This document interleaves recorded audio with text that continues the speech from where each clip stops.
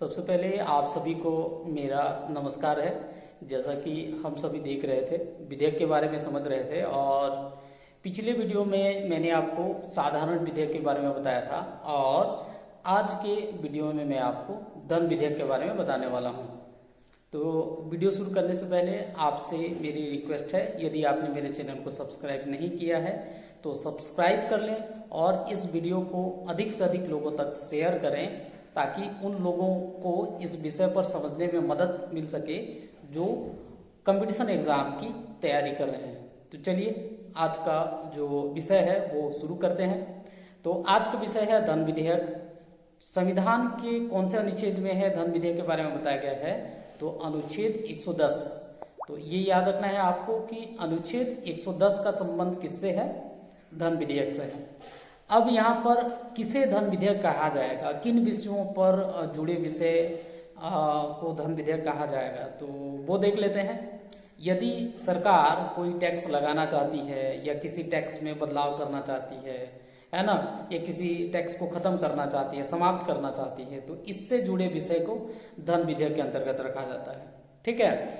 सरकार जो है संचित निधि से या आकस्मिकता निधि में धन जमा करना चाहती है, धन निकालना चाहती है ना, या इसके अभिरक्षा से संबंधित कोई होगा, कुछ करना चाहती है, तो इससे जुड़े विषय किसके अंतर्गत रखा जाता है? धन विधेयक के अंतर्गत रखा जाता है। ठीक है। संचित निधि में किसी संवैधानिक पद हेतु वेतन भारित करना चाहती है सरकार, तो इससे जुड़े विषय किसके अंतर्गत रखा जाता है? धन विधेयक के अंतर्गत रखा जाता है। ठीक है। तो ये 2 3 4 बिंदु आपको ध्यान में रखना है। टैक्स से संबंधित वाला मामला हो गया, संचित निधि, आकस्मिकता निधि, और एक होता है लोक लेखा निधि, है ना। लोक लेखा निधि से पैसे सरकार को लेना है ना, तो उससे जुड़े विधि या प्रावधान या विधेयक जो है किसके अंतर्गत आएगा? धन विधेयक के अंतर्गत आएगा। तो ये जो मैं विषय बताया हूं, इन विषयों को आपको ध्यान में रखना है। तो उसको हम क्या कहेंगे? धन विधेयक कहेंगे, है ना। लेकिन इसको प्रमाणित कौन करता है कि ये धन विधेयक है? तो ये एग्जाम में आता है। ठीक है। तो जब कोई धन विधेयक जो है बन जाता है तो उसको प्रमाणित जो करता है वो लोकसभा का अध्यक्ष करता है। लोकसभा के अध्यक्ष को यह अधिकार होता है कि उसको प्रमाणित करे कि ये धन विधेयक है या नहीं। यदि वो उसको ये प्रमाणित कर देता है कि ये धन विधेयक है तो उसको धन विधेयक कहा जाता है। ठीक है।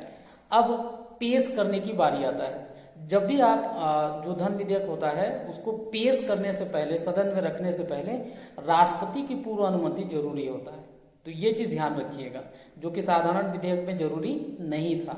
धन विधेयक को सदन में रखने से पहले आपको राष्ट्रपति की अनुमति लेना जरूरी है। तो ये पॉइंट आपको याद रखना है। अब साधारण विधेयक और धन विधेयक में और एक प्रमुख अंतर ये है कि जो धन विधेयक होता है उसे केवल और केवल लोकसभा में ही सबसे पहले रखा जाता है। ठीक है, लोकसभा में रखा जाता है। जबकि मैंने कल बताया था कि जो साधारण विधेयक होता है उसे किसी भी सदन में भी रख सकते हो, पेश कर सकते हो। जबकि धन विधेयक को केवल और केवल कहां से शुरू करते हैं? हम लोकसभा से शुरू करते हैं। ठीक है। धन विधेयक के मामले में राज्यसभा की जो शक्तियां हैं वो थोड़ा सा कमजोर रहता है या उसके पास ज्यादा शक्तियां नहीं होता है धन विधेयक के मामले में। यदि लोकसभा से इस विधेयक को पारित कर दिया जाता है और राज्यसभा में भेज दिया जाता है तो राज्यसभा जनरली उसको पारित करना ही पड़ता है, पहला चीज तो। ठीक है। ऐसा क्यों बोल रहा हूं, इसको समझने वाली बात है। यदि राज्यसभा जो है पुनर्विचार के लिए भेजती है ना, जो कि मतलब ये समझिए कि पुनर्विचार वाला बात इसमें नहीं है ना, ना संशोधन कर सकती है ना इस विधेयक को खारिज कर सकती है। पहला पॉइंट ये ध्यान रखिए। अब दूसरा जो विकल्प है वो रखना है कि जो धन विधेयक है उसको राज्यसभा 14 दिन से ज्यादा दिन तक नहीं रख सकती है। तो ये चीज ध्यान रखिएगा। इससे पहले जो साधारण विधेयक था वो 6 महीने तक रख सकती थी। जो धन विधेयक है ना वो 14 दिन तक ही अपने पास रख सकती है। लेकिन यदि 14 दिन के बाद भी यदि ना करे तो, यदि 14 दिन के बाद भी यदि ये नहीं करती है तो इसको अपने आप जो है पारित मान लिया जाता है।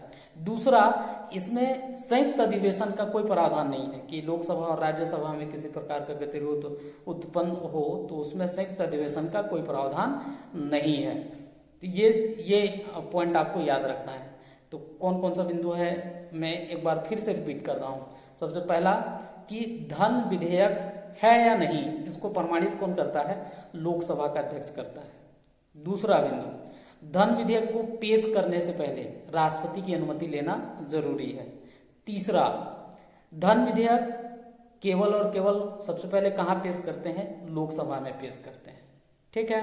राज्यसभा धन विधेयक को कितने दिनों तक अपने पास रख सकती है? 14 दिनों तक। राज्यसभा इसमें कोई संशोधन कर सकती है, ना इसको खारिज कर सकती है। ठीक है। संयुक्त अधिवेशन धन विधेयक में नहीं होता है। ठीक है। और राष्ट्रपति को अंतिम रूप से इसकी स्वीकृति देना ही पड़ता है। तो ये था धन विधेयक। और फिर आगे जो है मैं आपको बताऊंगा अगले वीडियो में वित्त विधेयक, संविधान संशोधन विधेयक के बारे में। तो ये नोट कर लीजिएगा, अक्सर परीक्षाओं में पूछता है। आप सभी का धन्यवाद।